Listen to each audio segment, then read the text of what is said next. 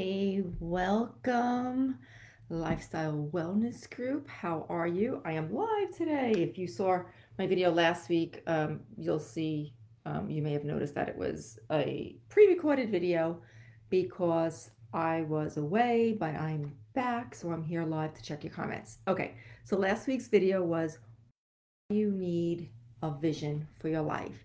And this week we're going to talk about how to find the vision. So we kind of covered the why.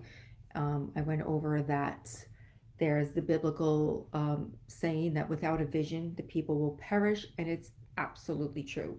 And I give this example often, but I don't think you cannot hear it enough. So it's like a boat, on the water and just letting where the waves and the wind takes you. If you don't have a vision or a roadmap to where you want to go, you're just going to go wherever everybody else tells you to go, right? And that's no way to live. So we've got 10 ways to find your vision. So number one is work to resolve old wounds. And that's like, you're like, what does that have to do with it? So it's difficult to embrace a new vision for yourself if you're just hampered by unforgiveness in your life or wounds or issues that have not been dealt with. It's gonna take a lot of introspection, and you don't want to have any harboring resentments while you're trying to figure out how to go forward, but yet you've got that other stuff like pulling you back, and it will pull you back. So do you need to forgive somebody? um, Maybe it's not even another person, maybe it's yourself. Do you need to forgive yourself for maybe being on the wrong path? You need to have grace, guys, not only for others, but we're so often so hard on ourselves. So just like have grace for yourself and forgive yourself. So don't hang on to the hurt that just needs healing. Be honest about those feelings. Seek counseling, nothing wrong with that. Start that restoration process so then you are free to move on. Okay, so that was number one. Number two, we are going to understand that it's not only about you. Like, yes, it's your vision, yes, it's your life, but you don't want it to be totally selfish that nobody else is taken into account. So if we can't be the center of the universe, and I know that goes against a lot of the things that I've been preaching lately as far as like self-care, and putting your needs like up front to the top of the list and not always putting yourself last, but at the same time there is that balance, there's that word balance, if you will, that it's not always going to be just solely about yourself. So you have to seek out a vision for your life that's also going to make the world better for others, whether that's your children, or your spouse. Okay, so keep that into or take that into consideration. Number three, explore your passions and your talents. What are you good at? What are you passionate about?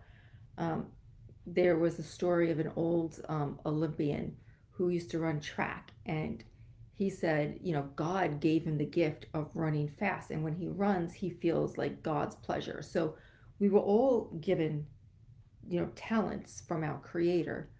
So, what passion, what talents do you have that if you use, you are honoring Him as well? So, the time has come for you to like tap into that and then give that gift back to the world. We all have these special talents. All right.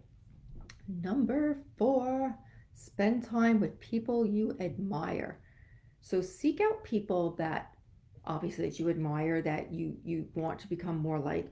There's that old saying, there's a statistic that says you will become the average of your five closest friends, whether that's their income, their weight, even, right? If your five closest friends don't exercise and eat right, well, guess what? You're probably not either.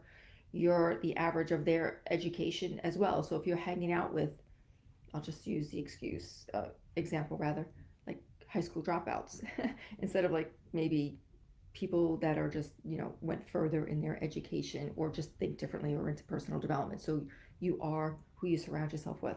So number four is spend time with people that you admire, because you will also be influenced. You will see, not influenced in a bad way, but you will be inspired. That's the better word. You'll be inspired by people that you are surrounded with on a regular basis.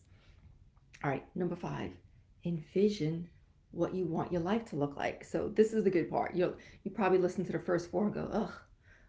But number five, envision what you want your life to look at. Think about the end goal. What type of woman do you want to be? What type of man do you want to be? What do you want your family to look like? What do you want your ideal day to look like? What do you want your job or your career to look like? Picture it and see it in exact detail. The more detail you can give it, in fact, write it down. Write it down.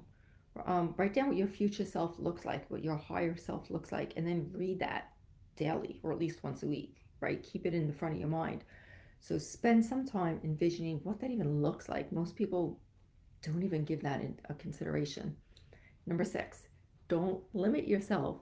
So dream big. Like, don't allow fear or lack of confidence to shortchange your vision. If your vision doesn't make you at least a little bit uncomfortable, you're probably not dreaming big enough. It should be scary and exciting at the same time, okay? Number 7, get feedback from trusted sources. Ask people that are closest to you, um, particularly like your close friends and family, and then make changes based on their feedback. So you don't always have to, like, you don't need anybody else's approval. So let me just get that out of the way. But at the same time, um, feedback from trusted sources is a good thing, right? So you take their opinions with a grain of salt. Again, it's like take it or leave it. But if they're a trusted source, you're going to value their opinion.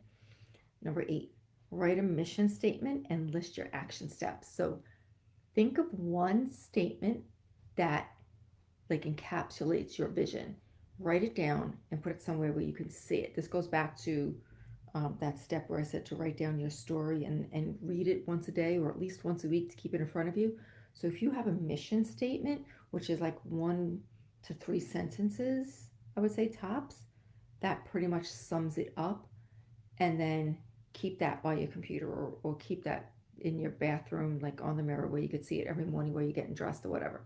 That's going to help you keep focused and bring you closer to reaching your vision and your goal, accomplishing, the action steps to get to that mission statement.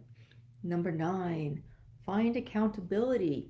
So again, with your like-minded people, trusted sources, maybe find somebody who thinks just like you and they're, trying to get a vision for their life. Maybe you just, like, I don't know, text in with them like once every few days or once a week and just keep each other on track. Someone to encourage you, hold you accountable to stay on course. Ask them to press you on it. Say, like, if they see, you're getting off course, they can come in and say, hey, you told me this back in January. You wanted to stay on this track and it seems like you're off. Heck, use this group. We're all here for each other. It's, for health and fitness, but also for encouraging in all areas of your life. So if you don't have somebody outside of this group that you really can talk to about this stuff, ask for an accountability partner in this group. You guys can keep each other accountable with your nutrition, with your exercise plan, and with your vision. All right. So that was number 9. Number 10, be flexible. Be open to the fact that your vision might change, or tweaked along the way. I know I find like something I really thought I wanted like a year or two ago, like I look now and I'm like, you know what? I don't want that anymore. A lot of times we pick things because we think it's what we should pick. It's a goal everybody else seems to be going for, so I should too. But again, things can change. So be open, be flexible that it could change and you can tweak it along the way. So think of your vision as this living entity, okay? It's constantly flowing. You can add and subtract to it and fine tune it as time goes on. So to recap, hold on, let's recap the 10 steps. 1, you're going to work to resolve old wounds, forgiveness for others and for yourself. 2, understand it's not 100% only about you, that you do need to take others, in mind, especially if you have a family. 3, explore your passions and talents. What are your natural God-given gifts? 4, spend people that you admire. 5, envision what your life would look like how you want it to look like. 6, don't limit yourself, right? Dream big. It should make you a little nervous. In fact, it probably should make you a little nervous to tell other people what your vision is because it might sound silly. So if you're not feeling that, you're not dreaming big enough. Number 7, get feedback from trusted sources. 8, write that mission statement down. Again, from 1 to 3 sentences, something that just like totally encapsulates your whole vision in a nutshell. 9, find accountability that will help you stay on track. 10, be flexible. Remember, your vision is fluid, it's a living thing, and there are going to be things that you wanted last year that you don't want this year, and there are things you're going to say, oh gosh, I didn't think of this last month, but you know what? I want my life to look like this. So it's going to be a give and take. All right, let me check real quick for comments. Hey, Trish. All right, so there you go for 10 ways to find your vision. Next week, we're going to tackle the subject of gaining clarity in all areas of your life. So I will see you next Tuesday, 1 p.m.